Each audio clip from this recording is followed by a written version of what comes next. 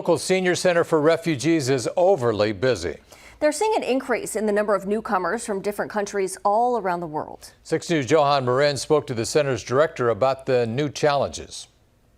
About 40 refugees come to the center every single day, but they come here looking for one thing, and that is opportunity. The Intercultural Senior Center is breaking barriers for older refugees.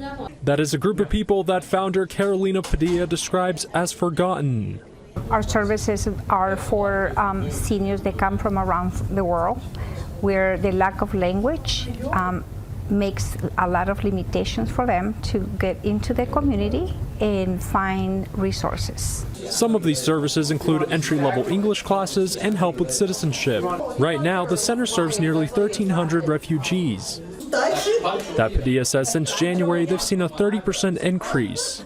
A lot of them are coming from Ukraine, Togo, Afghanistan, or our Karen. And I think it's just because with everything that is going on, there's more, the influx of people coming to the United States. And with so many people coming every day from so many countries, it's creating a strain on the senior center's staff.